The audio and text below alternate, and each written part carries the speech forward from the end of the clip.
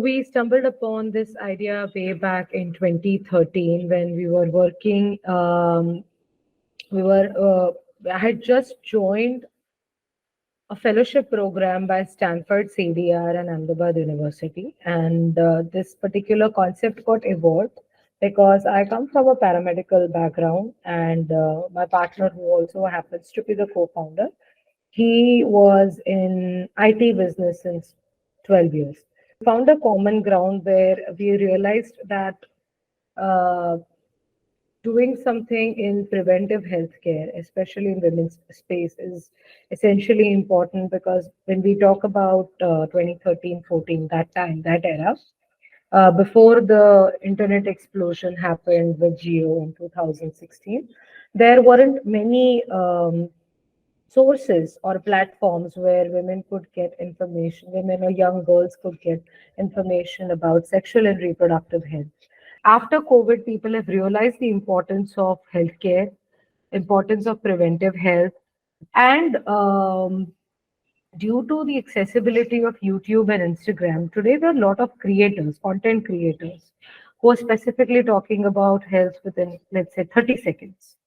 They're sharing a small portion of a huge healthcare issue and sharing an information in a very palatable manner. But that's happening now. When we started off, there was nothing like that. So that was the gap that we realized, and that's the gap that we were trying to fill, and we have been successful to an extent. We have more than 900 healthcare content material. We have videos. We are doing healthcare content in 3 Indian regional languages: Hindi, Gujarati, and Marathi. What we envision is there is one roof, common roof, where women get access to information to make, information or knowledge through which they can make informed decisions on their health, consultation services or direct conversations with doctors, ability to get discrete ordering process to get certain sexual and reproductive health products or hygiene products, and access to diagnostic services, ordering medicines. So today we are doing everything.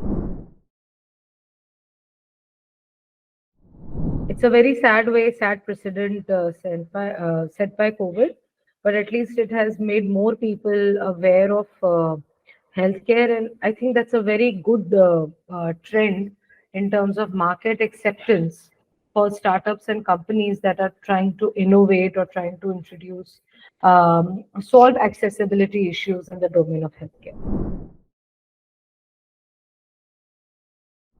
So yes, we are inspired to an extent with Gangs of Wasapur because, as I said, we got incorporated in June 2014. So the point was that all the characters in that particular film were having very strong. They had their own identity and a very strong mindset. That really inspired us because we did not want to have a very boring name like healthcare.com or xyz.com or careforher.com, something which is too, I would say, feel it's very mechanical and something I could not relate with. It was quirky in a way that people wanted to understand more of what are you doing with this name.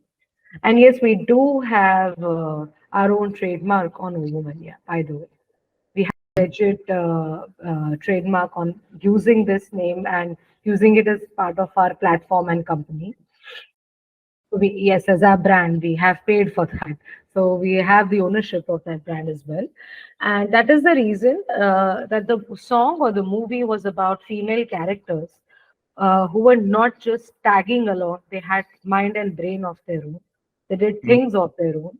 And which is what we were hoping, what we see Indian women as. Women who can take decisions of their own through, and we wanted to help them. So we got funded. We got an angel fund of 24 lakhs in October 2014. There's a huge story which I think can be shared directly with a possible party interested in working with us or acquiring us or funding us in future. But that was a better offer that we got against Ahmedabad Angel Network, was giving us less money but taking more equity. So took more money for less equity. So that's how we landed up with this 24 lakhs of angel fund.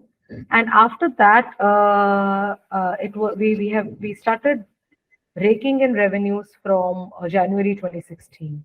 Since then, we've been bootstrapped and we have been sustaining on our revenues.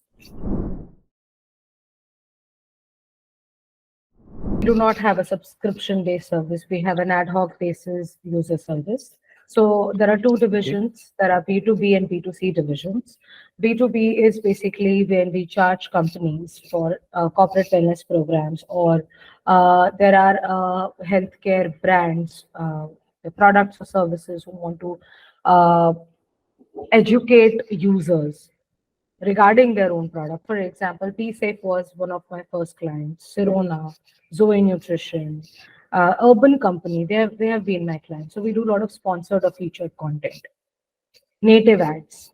So first is corporate wellness, where we do wellness programs and workshops. Second is doing featured content for brands who are in healthcare space. We do consumer education on their behalf, on their products. So we talk about the health issue and somehow we plug in their product or service. I think huge chunk of this business is the B2B business. B2C is helping us to provide that customer value and to get us that traction. But your chunk will definitely, it's much easier to ask money from a company than to have 100 users paying you 200 rupees. But both revenue models have to go hand in hand. I think we started working in the month of June, and we got to know about you in LinkedIn. One of your sales representatives, Mr. Sheban, had reached out to me in LinkedIn, and it was a fundraising pitch. Like, okay, if you're a startup, and are you interested in fundraising? That's how our conversation started. So yes, I got in touch with Marquee through LinkedIn, and since then it has been a very pleasant experience in terms of walking me through. Firstly, any entrepreneur has to be convinced. So it took me some time to get convinced, but I was convinced that it will help me in uh, achieving my goals, or at least I needed somebody to assist me in my goals. And somehow I was convinced that Marquee can help me with that. It has been a smooth process because, see, I think Marquee allots for each stage of this journey. Let's say first there is sales, where you're convincing somebody to get on board. Then there is somebody who is helping you with your financials, and somebody who's helping you with the deck. Then somebody who's helping you with the marketing message that you are sending across to potential fundraisers or acquirers. So the good thing is there is a team dedicated for one task. So they give you their full attention and expertise to that particular task. So that's a really good thing, which as a feedback I can give, that there is proper delegation of tasks to people as per their expertise. I did enjoy the part where we were creating financials and predictions, cash flow statements, and valuation reports, because that required hell lot of work. My concerns have been addressed, they have been worked upon, and that took promptly. I'm not waiting for an entire week and 7 days or 10 days, wondering what's going on with my work, wondering what's going on with my sheet. So there is that constant follow up with the founder. It has been a very crisp interview. I like the questions, they're very to the point. Because we were ahead of our times, it was also somehow difficult for us to convince uh, people in startup space, or to convince potential funders that this is not some NGO kind of a business, that women are actually 50% of your economy. They are also your buyers. So anything which helps women or anything which talks about female or services and products around them cannot be an NGO or cannot be a not-for-profit activity. So, because we were ahead of our time, a lot of people, especially conventional funders, they understood fintech, they understood health tech. But women's sexual health क्या होता है? या women's reproductive health क्या होता है? But now, as I said, femtech today is a proper term. We did not get that privilege or luxury back then. So, for people to understand what we were doing, probably if the same business has started today, I would have much better success than what I had 9 years ago or 8 years ago. I'm very happy.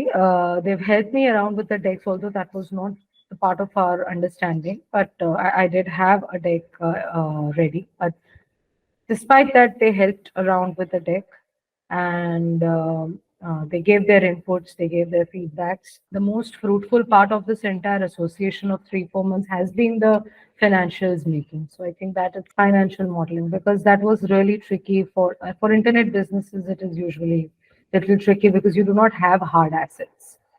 So despite that, using those permutations and combinations and coming to a proper valuation or coming to a proper 5 year prediction, it was an interesting process for me.